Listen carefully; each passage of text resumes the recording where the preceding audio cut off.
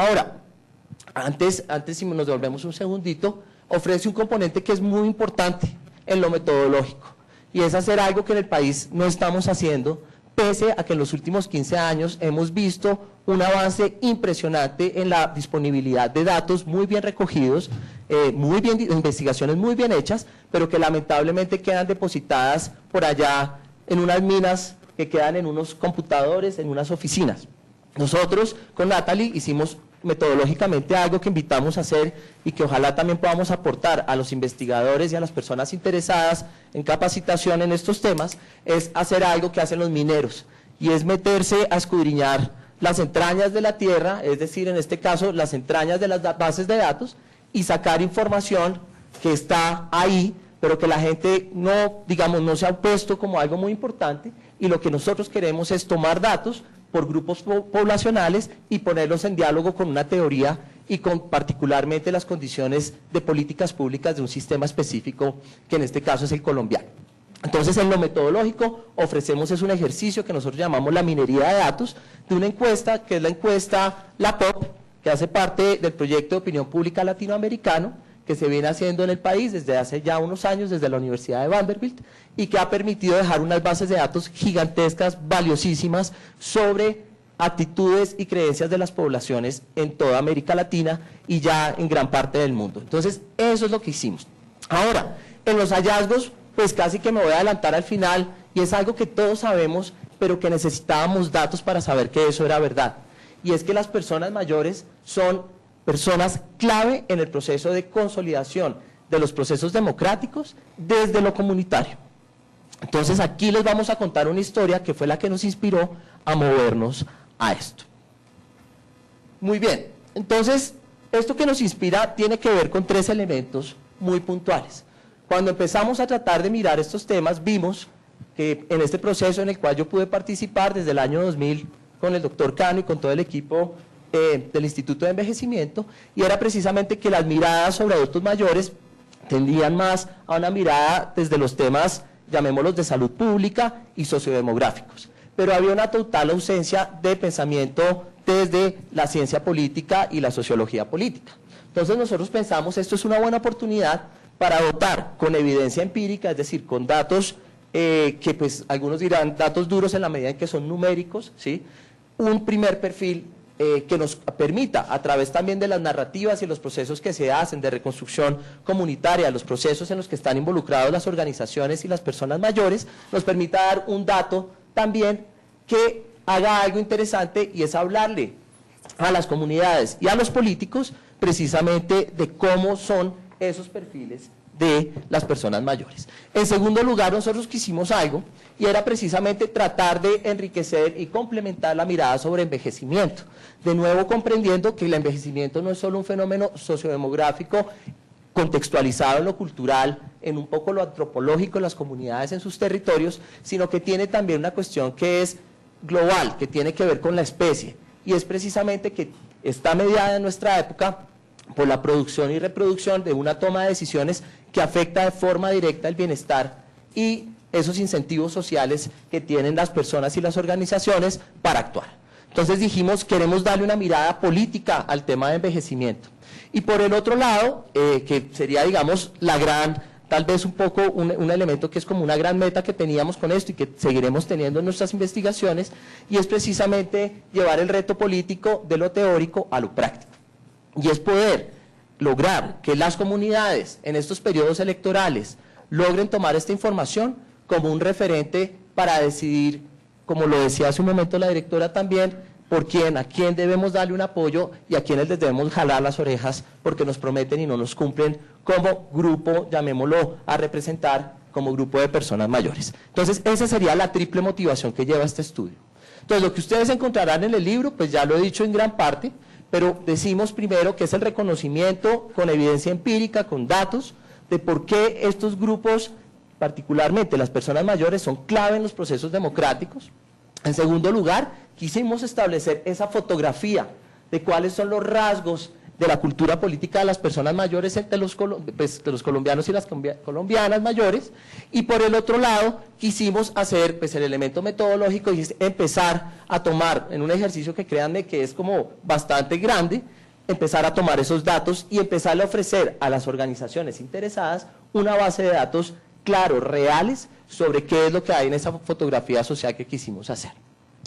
Entonces, básicamente ustedes dirán, bueno, muy interesante la investigación, pero ¿por qué solo es hasta 2010 y hoy estamos a 2014? Pues porque lamentablemente estas son tareas que son muy difíciles y los datos no siempre están disponibles. Entonces con Natalie aprovechamos que la POP tiene una base pública que es, digamos, de acceso gratuito y abierto, que lamentablemente tiene sus datos, aunque ha recogido datos hasta 2012,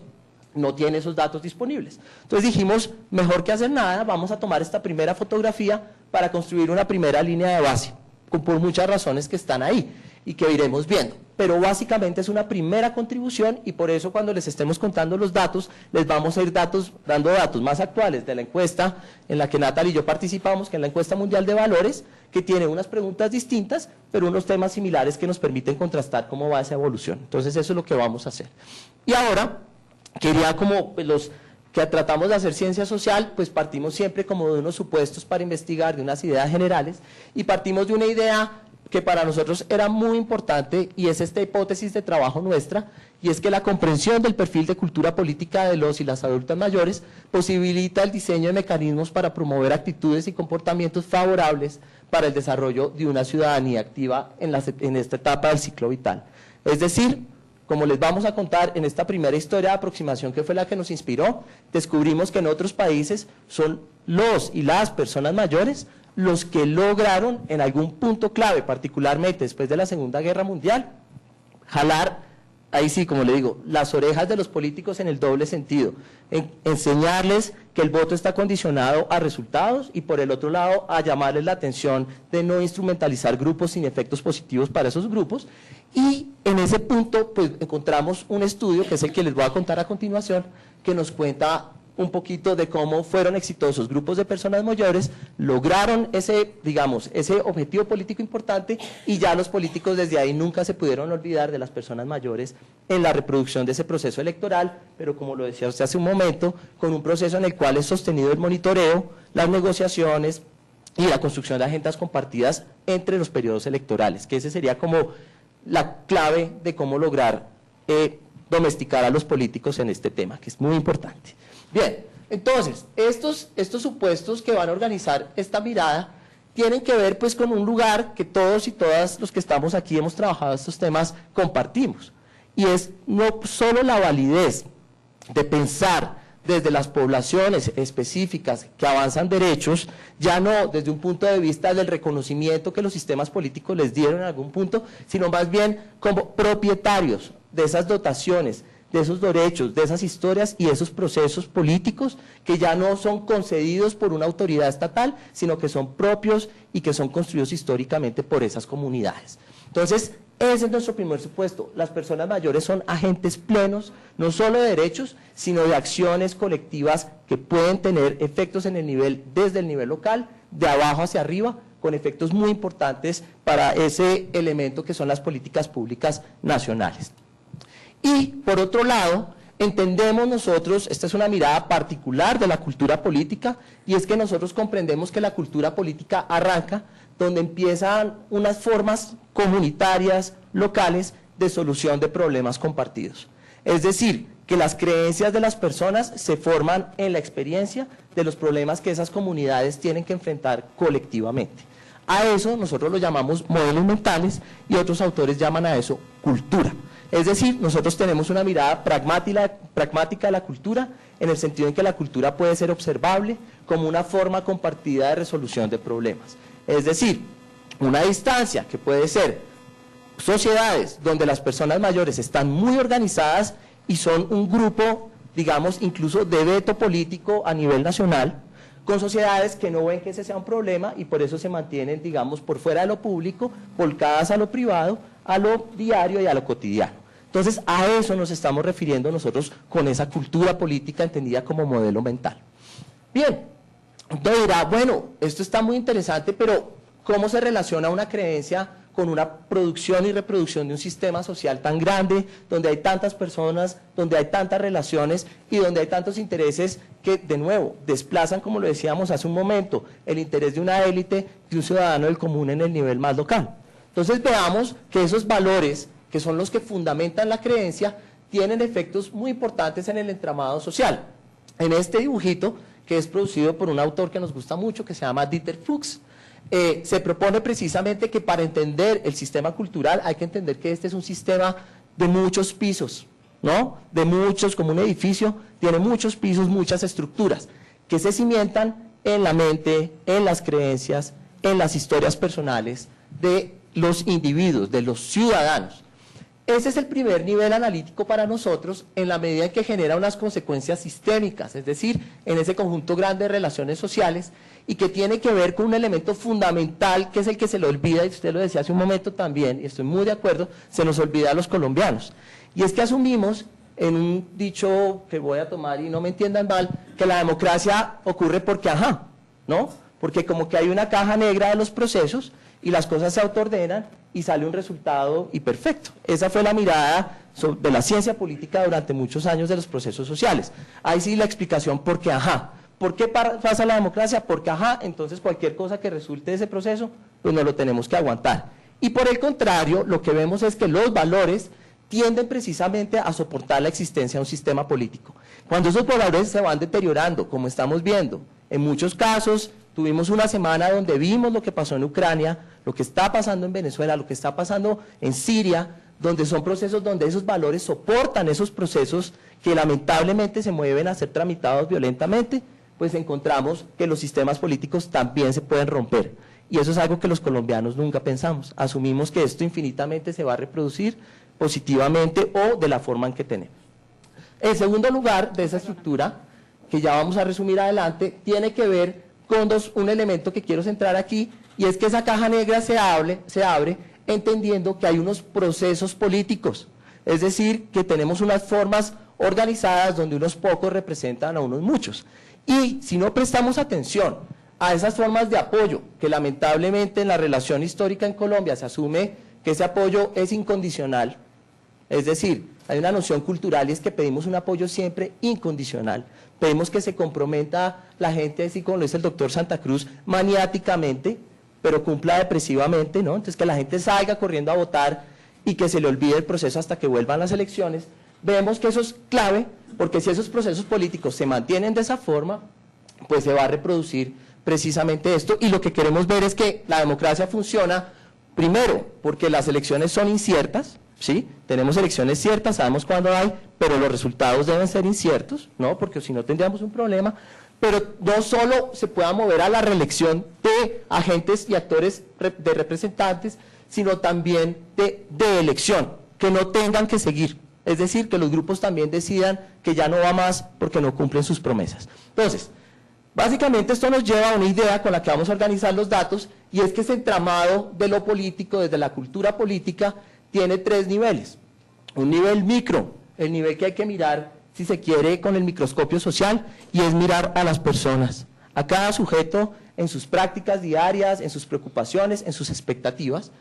Un segundo nivel que compone esa mirada micro, y es el nivel interpersonal, y es que nos interesa mucho lo que ocurre entre las personas, particularmente algo en lo que nosotros hacemos énfasis en nuestro trabajo, y son las formas del capital social, que se define como las formas de la confianza interpersonal y de la actitud que tendríamos a la hora de cooperar con otros para lograr metas, que es lo que en la literatura lo llaman la acción colectiva. En un segundo nivel, encontramos que hay un nivel intermedio, que es el nivel de los grupos y las organizaciones que empiezan a interactuar con las instituciones, con esas reglas de juego en la sociedad. Y por último, un nivel macro, que lo llamamos el juego, o lo llaman en Estados Unidos, el juego de la elaboración de las políticas, que de nuevo, muchas veces creemos que está por allá lejísimos en el Congreso, en los espacios cerrados de decisión, pero no se nos puede olvidar que la base sigue siendo la de los individuos. Entonces, esta es un poco nuestra mirada del mundo político, y ahora queremos ver qué fuimos a encontrar. Lo que nos lanzó a hacer este estudio fue la lectura de un trabajo de una profesora de la Universidad de Harvard que se llama Andrea Lewis Campbell, que tiene un libro que se llama Cómo las políticas hacen ciudadanos, How Policies Make Citizens. Básicamente una historia de cómo en Estados Unidos y algunos casos en Canadá después de la Segunda Guerra Mundial permitieron que con el crecimiento de las políticas de seguridad social y de beneficios en materia de cobertura para las poblaciones específicas, se generara un efecto no deseado, no esperado, y era que los grupos se iban empoderando, porque los grupos particularmente de veteranos de guerra y sus familias ya tenían un respaldo económico para sus retiros y demás, pero que empezaban a tener unos efectos en unos recursos que son los que queremos mirar hoy, unos recursos que tienen las personas mayores que son clave y que se resumen en el tiempo disponible, que son, y vamos a ver, son más proclives a la confianza interpersonal, tienen una mayor experiencia no solo por haber estado en este planeta más años, sino sobre todo por una riqueza de agregados de unas culturas que vienen, digamos, quedando en el pasado, pero que traen con las formas de nuevo de socialización, de tratar a los hijos, de resolver los problemas familiares y comunitarios, y por último, la legitimidad de la gobernabilidad que las personas mayores casi siempre buscan para estabilizar esos órdenes políticos. Entonces esta profesora nos mostró con su investigación que el éxito de los grupos de veteranos y de personas mayores después de la Segunda Guerra Mundial fue haber tomado estos recursos que iba dejando la influencia y digamos la influencia de esas políticas públicas que afectaban positivamente esos recursos y empezaron a tener un efecto en la movilización de esas organizaciones acompañadas por organizaciones especializadas como es la Fundación Saldarriaga Concha, y precisamente logrando empezar a influenciar los partidos políticos y otras organizaciones y logrando un interés particular en el Congreso, que empezó a ver que necesitaba estos grupos de interés y de garantizarles algo que fueran las políticas públicas de envejecimiento y que de nuevo tiene un efecto de retroalimentación que se expresa en la participación de las personas mayores. Entonces la lógica nuestra ¿cuál es? En el crecimiento, lo que viene pasando en nuestro país, y por eso el ejemplo es útil para lo que queremos ver, y es, hay un crecimiento sostenido de política social dirigida a las personas mayores. Tiene un efecto claro en estos recursos que se van volviendo no solo recursos sociodemográficos, sino políticos, que se reproducen a través de formas de organización, de capacitación, que ya no son solo recreativas, que ya no son solo para el paso del tiempo libre, sino para la organización de intereses y la movilización. Se le va enseñando a los políticos y al Congreso que estos actores son clave y son fundamentales por algo que vamos a ver, y es el número, desde el punto de vista más pragmático, la gran cantidad de votos que ponen en las elecciones, porque estos grupos son de los que más votan. Entonces, esta lógica es una lógica, de nuevo, muy pragmática, pero que es muy útil para entender cómo las personas mayores y los grupos específicos pueden poner a su servicio la democracia. Bueno, buenos días.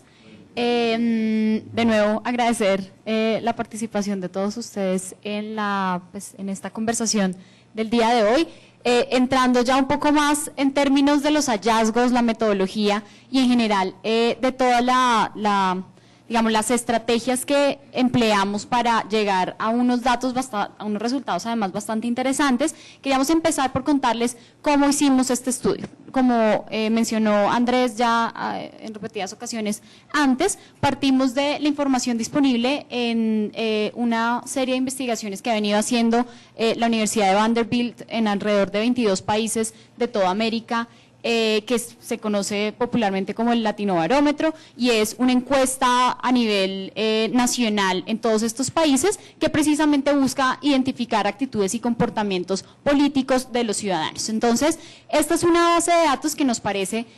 al ser representativa a nivel nacional y digamos tener como todas estas muestras que pueden ser potencialmente comparables entre diversos países, nos pareció que era muy interesante, que sería muy interesante segmentar esa muestra precisamente en las personas que reportan tener 60 o más años de edad, como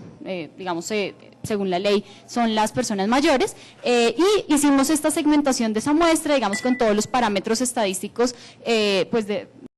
rigurosidad y como de confiabilidad estadística,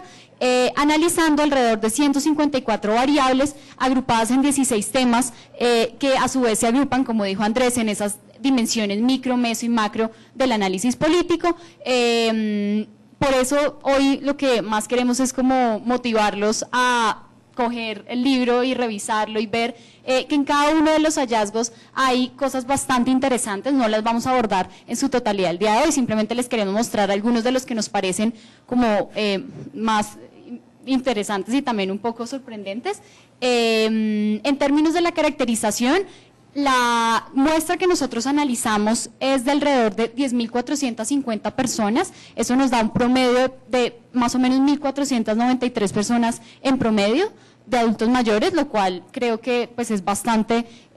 significativo, no solo desde el punto de vista estadístico, pues corresponde al 9% de la muestra de la POP en Colombia anual, lo cual, como nos comentó la doctora Soraya, también se asemeja mucho a la distribución de la población en Colombia, que es de alrededor del 11%. Entonces, digamos que tenemos una muestra bastante confiable y representativa de este grupo etario específico. Algo que, digamos, nos llamó mucho la atención y que también a lo largo de esta breve intervención que voy a hacer de presentación de los datos es bastante significativa, es que en comparación con el promedio nacional que nosotros también, como se mencionó, Andrés es el investigador principal de la encuesta mundial de valores y el último corte de medición de la encuesta fue en el año 2012, encontramos, por ejemplo, muy inquietante que en esa encuesta alrededor del 53% de las personas en Colombia se reporta como católica. Lo que vemos en los adultos mayores, como también es bastante, digamos, bastante intuitivo, es que representa, digamos, un mayor porcentaje de esta población que dice ser católica, que llega casi al 90%. Algo que también destacamos y que nos parece, digamos, motivo de preocupación por parte de la política pública, sobre todo en términos sociales, laborales, económicos, de pensiones, etcétera, es el nivel de ingresos. Alrededor del 50% de la proporción de personas que tiene ingresos hasta 720.000 pesos, en su momento 1 o 2 salarios mínimos, considerando el promedio de los años en los que lo estudiamos, tienen, digamos,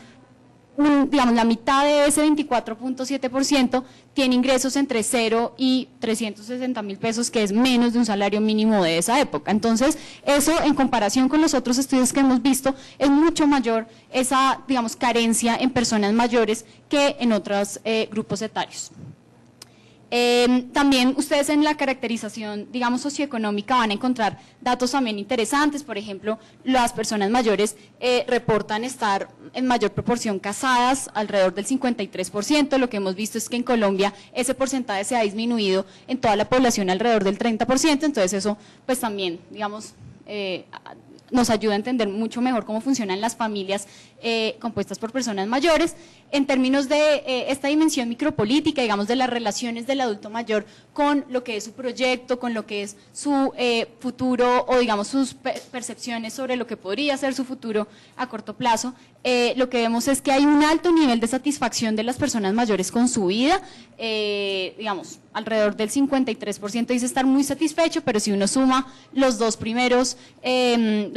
opciones de respuesta, pues ve que alrededor del 85% están de alguna forma satisfechas con la vida. Esto ustedes lo van a poder encontrar, no es del todo coherente cuando a uno le pregunta por la satisfacción con la situación económica. Cuando uno pregunta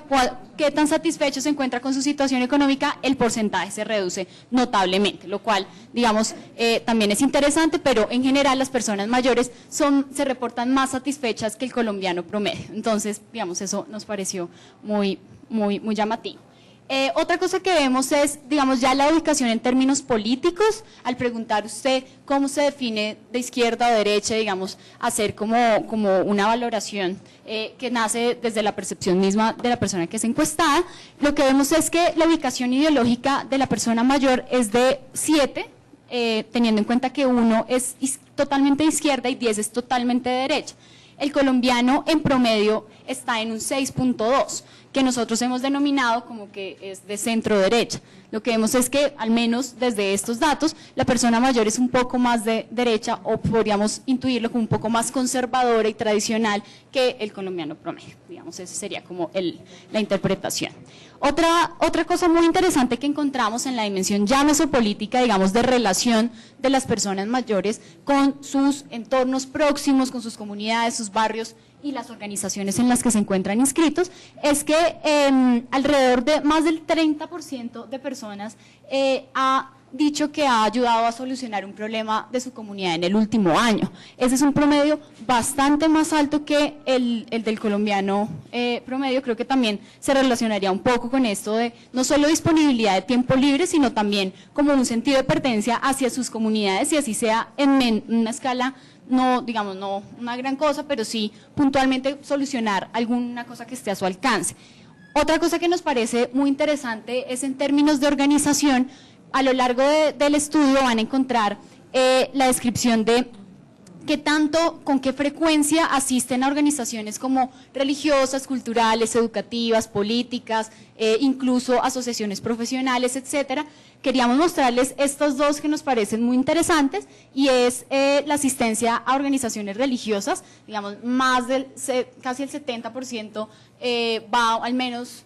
una vez a la semana o una o dos veces al año. Digamos, es una frecuencia alta de asistencia a este tipo, digamos, de organizaciones. Y otra cosa muy interesante es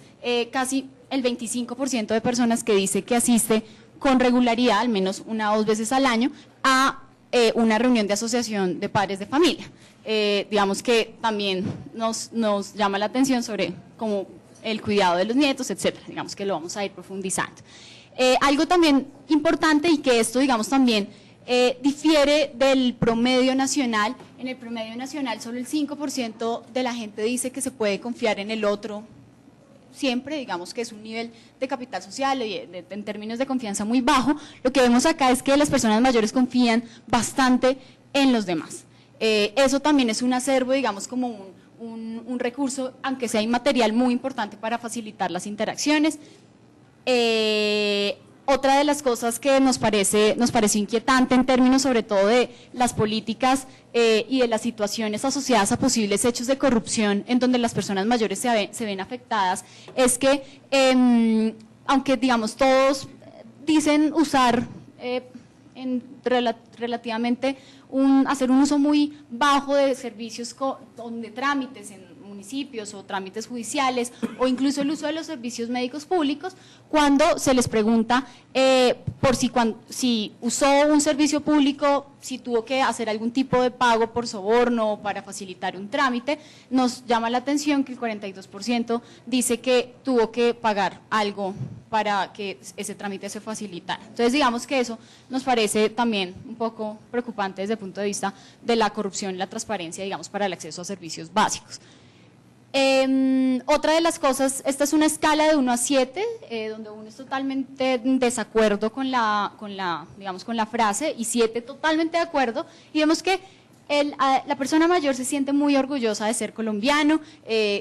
digamos, como todas las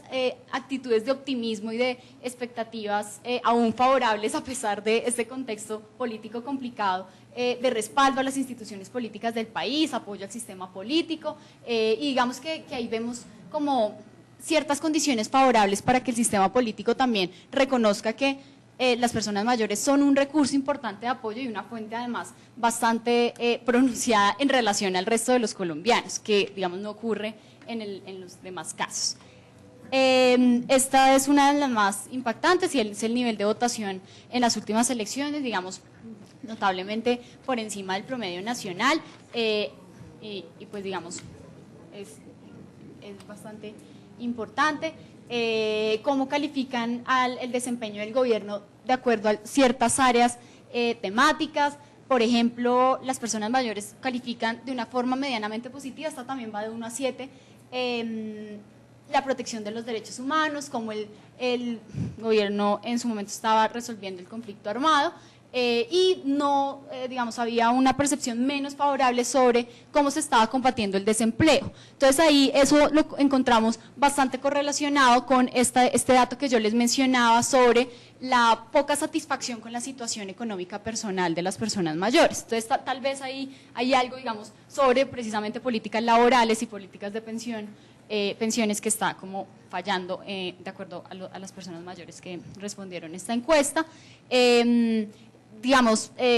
vemos que hay un respaldo por el Estado de Derecho y, digamos, por el trámite institucional de los de los conflictos, el 75% piensa que se deben respetar las leyes siempre, aunque ese 25% que dice que en ocasiones las autoridades pueden actuar al margen de la ley, pues también nos inquieta, sobre todo si uno lee esta otra que dice que la forma de solución de los problemas debería ser para el 36.4% la mano dura y no tanto la participación ciudadana. Entonces, digamos, ahí hay también rasgos que no se sorprendan, son como constantes en todo el promedio nacional. La confianza, digamos, en las instituciones para las personas mayores, simplemente esto coincide con el colombiano promedio, se confía mucho en la Iglesia Católica, la Presidencia, las Fuerzas Armadas, el Gobierno Nacional, poco, además de los grupos armados, que es lógico, en partidos políticos, Procuraduría, Congreso, consejos, es decir, todos esos órganos colegiados que son como la base de la democracia teóricamente, como el Congreso, el Consejo, los partidos, reciben una calificación menos favorable en comparación a instituciones tradicionalmente jerárquicas como la Iglesia o el Gobierno o las Fuerzas Armadas. Entonces eso, digamos, también coincide con… digamos, también, simplemente para que se hagan una idea, también hay una calificación de los servicios públicos municipales en perspectiva como de políticas territoriales, digamos, casi el 50%, 40.8% califica los servicios como ni buenos ni malos, pero el 40% califica los servicios públicos municipales como buenos, lo cual pues a nosotros nos sorprendió, pues pero ahí están los datos y también ahí, digamos, están diferenciados por políticas.